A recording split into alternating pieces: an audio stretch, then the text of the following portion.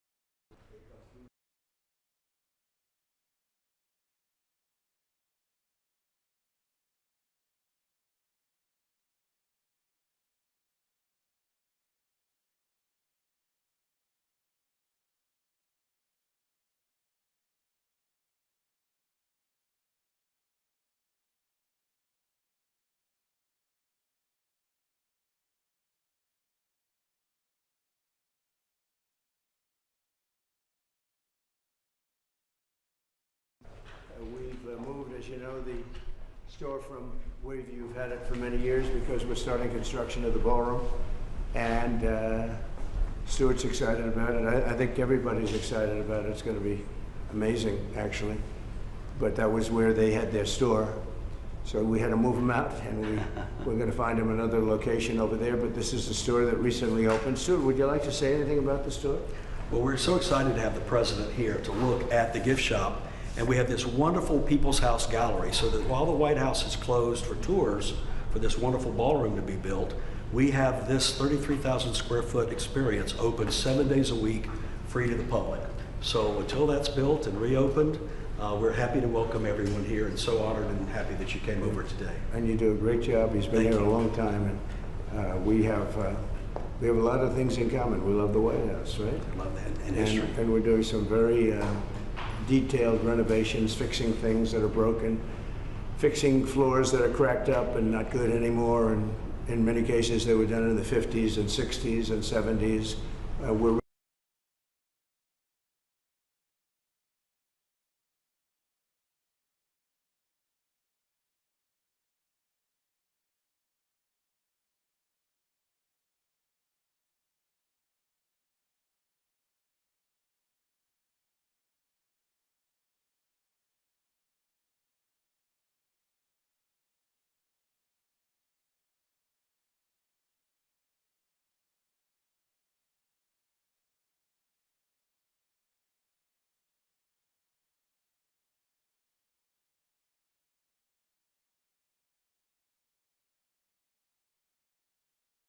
anywhere.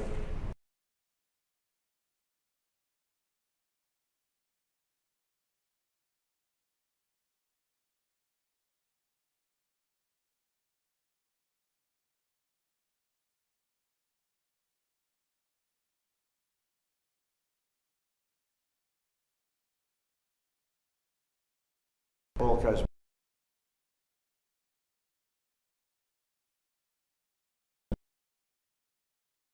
Study it to realize how incredible and complex it is. So we have a lot of fun. Environment of the White House. We're fixing up the whole world. We have great numbers that have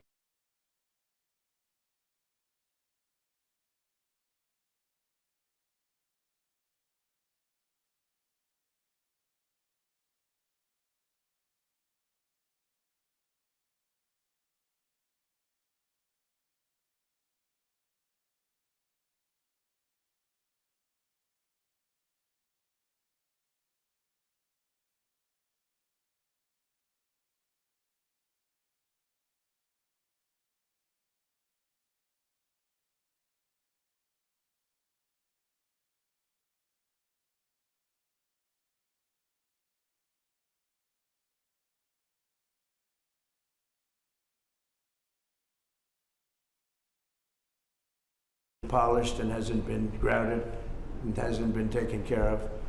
And we're able to use most of it as opposed to taking it out. We're able to use it. You couldn't buy, actually it's marble that you couldn't buy. The slabs are so big, white, beautiful slabs. You couldn't buy it today. And we're renovating it. And Kennedy Center within a year will be unbelievable. I think it's got tremendous, we're painting the columns a different color. You know, it's got a fake gold. If you're going to use gold, gold, you know about gold. I love the gold, but if you don't use 24 karat gold, it doesn't look good, and there's never been a paint that imitates it. So we're going to be painting the columns, probably a very good white, beautiful white. It'll look beautiful with the white marble behind it. The marble's all being renovated inside and out. So that's where I'm going right now. I have all the marble people with me, and we're going to do that with Kennedy Center. The interior of Kennedy Center is being totally done. The chairs are being replaced or renovated. The stages are being renovated fully. Very good stages, very good sound. They have great sound. We're lucky. Some opera houses, they spend a lot of time and money. If it doesn't have good sound, it's like you're born a certain way. If an opera house opens up and it doesn't have good sound, you never make it good. They try. They've tried. In New York, they had a problem, and they rip it apart every 5 years and try to make it good. But if it doesn't work, it doesn't work. This one, the Kennedy Center has phenomenal sound. It's one of the big advantages. So we're going to make that fantastic. We have a great board of close to 40 people, and they're in love with it. And we'll have that. I think within a year, the Kennedy Center will be finished. People being awarded Sylvester Stallone, which is very unusual because they don't do that, but they do it here. And we have just, you saw Michael Crawford's going to get an award. It is really going to be very exciting. I'm going to be hosting, not that I want to host, I don't want to host, but they've asked me very strongly to host, so I'll host it, like I hosted The Apprentice years ago, and we'll do a good job. And we have the awards, I guess, on December something, early in December, we have the awards. Will be on CBS on television. So I just wanted to thank you. Do you have any questions or anything? President Trump, you're going to fire Lisa Cook, the Fed governor, over her mortgage fraud? I'll fire her if she doesn't resign, yeah. What she did was bad. So I'll fire her if she doesn't resign. Mr. President, have you been briefed on the FBI raid of John Bolton's home? No, I don't know about it. I saw it on television this morning. I'm not a fan of John Bolton. He's a real, sort of a lowlife. When I hired him, he served a good purpose because, as you know, he was one of the people that forced Bush to do the ridiculous bombings in the Middle East. Bolton, he wants to always kill people, and he's very bad at what he does. But he worked out great for me because every time he doesn't talk, he's like a very quiet person, except on television. If he could say something bad about Trump, he'll always do that. But he really doesn't talk. He's quiet. And I'd walk into a room with him with a foreign country, and the foreign country would give me everything because they said, oh no, they're going to get blown up because John Bolton's there. He's not a smart guy, but he could be a very unpatriotic guy. I mean, we're going to find out. I know nothing about it. I just saw it this morning. They did a raid.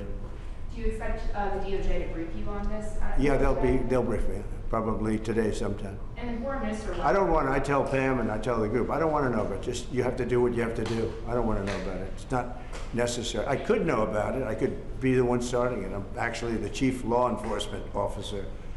But I feel that it's better this way. Foreign Minister Lavrov said no meeting is planned right now between Putin and Zelensky. Absent that meeting, what are the next steps in your view? Well, we'll see. We're going to see if Putin and Zelensky will be working together. You know, that's like oil and vinegar a little bit.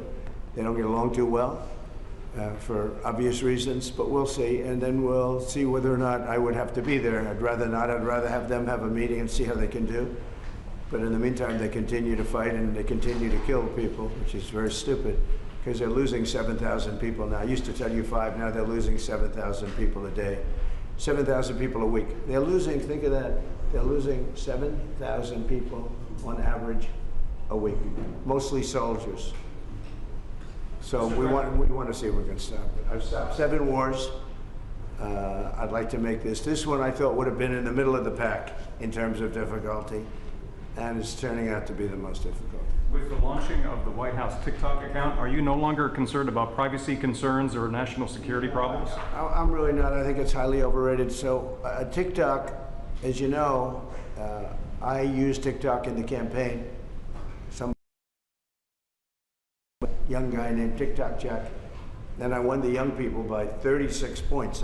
No Republican ever wins the young people, and I won it by a lot. And I'm a fan of TikTok. My kids like TikTok. Young people love TikTok. If we can keep it going, good. And we're going to watch the security concerns. And we have buyers, American buyers. We have American buyers. And I haven't spoken to President Xi about it. At the right time when we're set, I'll do it.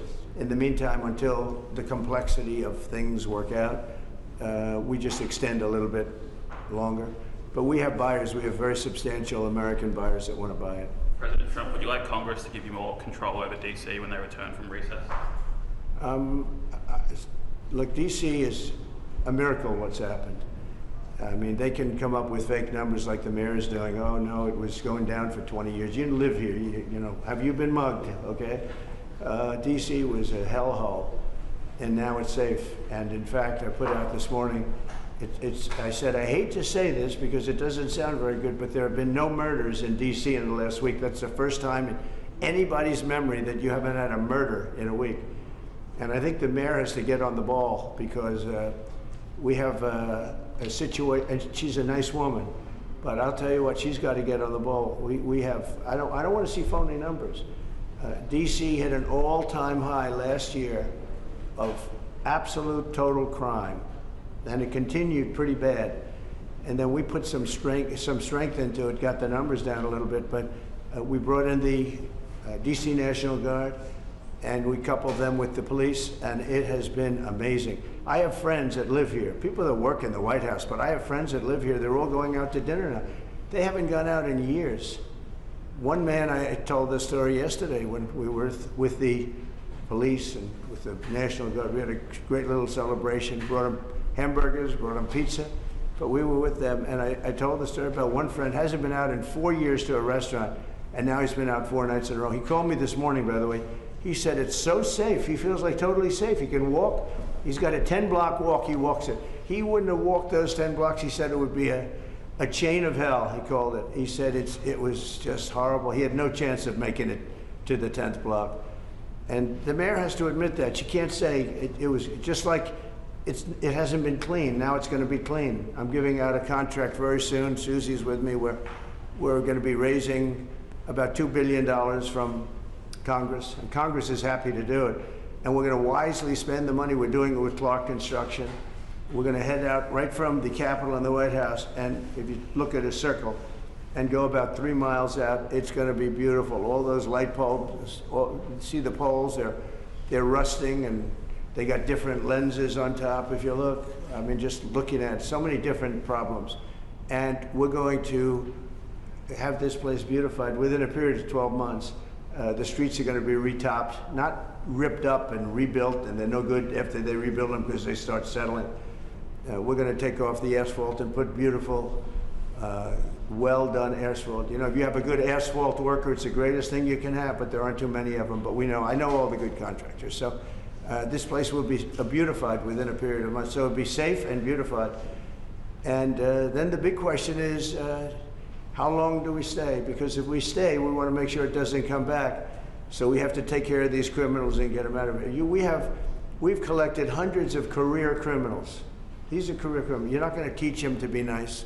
These are probably born that way. I don't know. But they're career criminals. They're very, very dangerous people.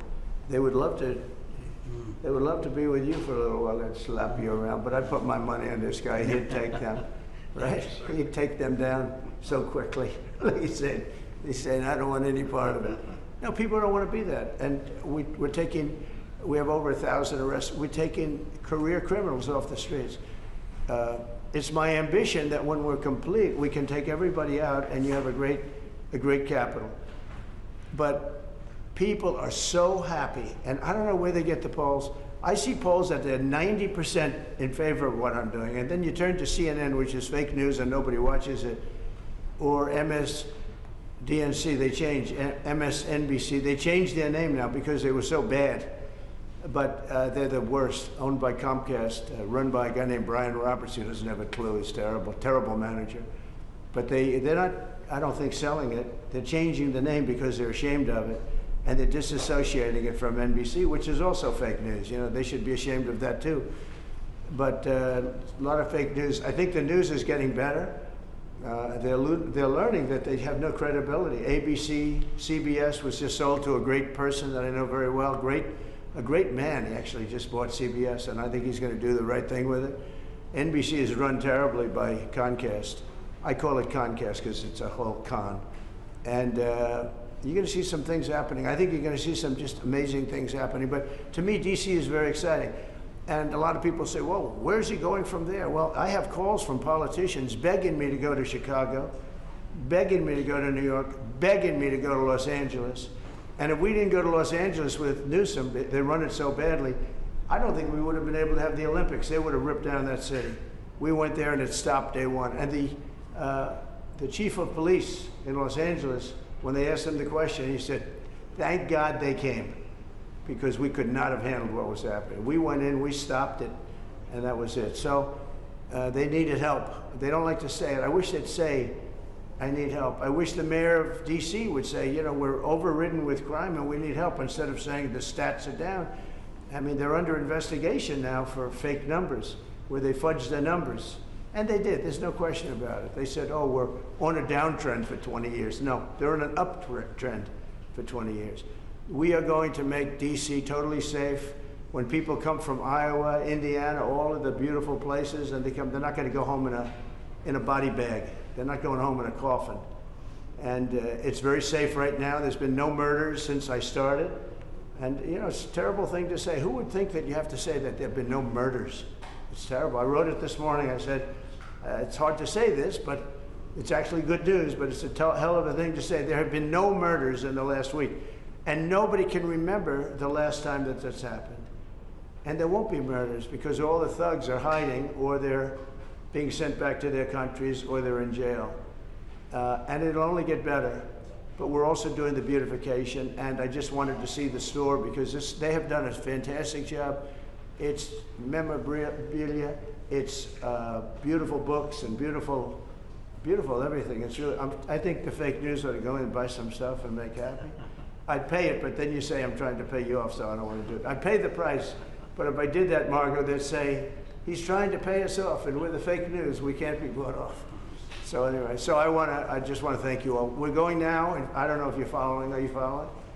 We'll have a stop at the really beautiful, what will be beautiful. Right now, I can't use bad language, but it's been so badly run. And they built these cubes outside, these cubes. And there's stairways that go down to little rooms that nobody uses. It's so crazy what they did. They spent hundreds of millions of dollars. It's like throwing money out the window. They built cubes. All it does is block off the view. So I'm either going to use those cubes as a platform. You know, they go down to little stages, but nobody uses it. And we're taking care of our big, beautiful stages that people really want. And we have artists from all over the world wanting to come. I think we're signing the World Cup. The World Cup's going to have its primary office in the Kennedy Center. And again, I want to thank our board of the Kennedy Center. They have been absolutely incredible. But you may get a chance to see what we're going to do a little bit. I'll show you beautiful slabs of marble that, for the sake of cleaning and grouting, would look like they got put in yesterday by a top marble smith. So I want to thank you all, and I'll see you in 15 minutes, okay? Thank you. Thank you very much.